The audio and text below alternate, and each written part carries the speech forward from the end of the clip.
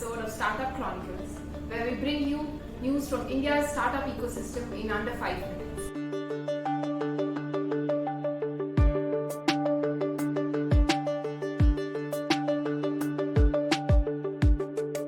Last week saw a major consolidation in India's payment sector.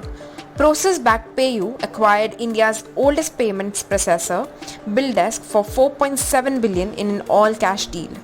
This was India's largest fintech deal and marks the second largest exit clocked by an Indian startup through an acquisition after Flipkart. BillDesk was founded in 2000 and basically offers an online payment gateway that lets large enterprises and some government entities accept payments online, processing over 60 billion in annual volumes. The business will now be a part of PayU, another process-backed payment processor, with combined entity becoming one of India's largest payment providers.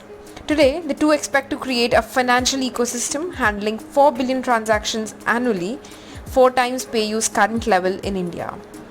PayU's previous acquisitions include CitrusPay, PaySense, Wibmo, and so on. In another news, Tata Digital, which was planning to launch its SuperApp later this month, has now put the plans on hold. They're waiting for government's clarity on the proposed e-commerce rules.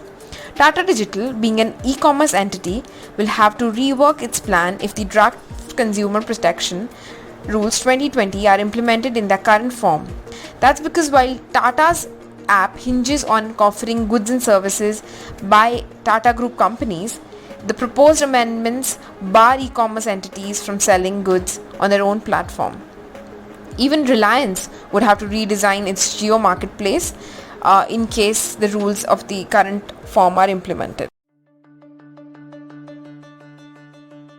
Now, some quick stories we're tracking for you this week.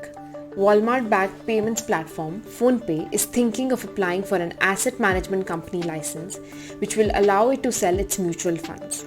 It also launched a digital payments market insight platform, Pulse, which provides researchers, regulators, and journalists access to transaction data across India.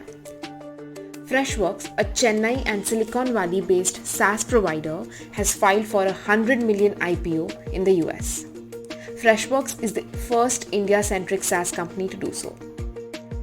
A startup building spiritual apps for India called Apps for Bharat raised a 10 million funding in Series A round from Elevation Capital, Sequoia, and other notable angels. Swiggy is said to be in initial talks to acquire the hyperlocal delivery app Dunzo. They're also in a separate discussion with investors to raise a fairly large sum that will double its valuation from $5.5 billion to $10 to $12 billion.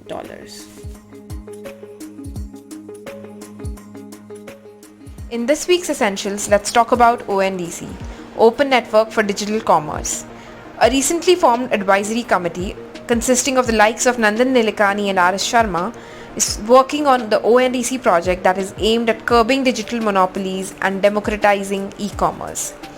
ONDC is a step in the direction of making e-commerce processes open source, thus creating a platform that can be utilized by all online retailers. As UPI is to digital payments, ONDC would be to e-commerce in India. ONDC will enable buyers and sellers to be digitally visible and transact through an open network no matter what platform application they use.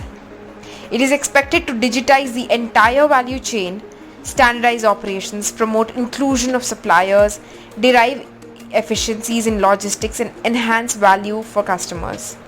However, let's keep in mind an open and interoperable platform comes with a whole host of new challenges, starting with accountability and buy-in from large platforms. So that was it for this week. We'll see you next week.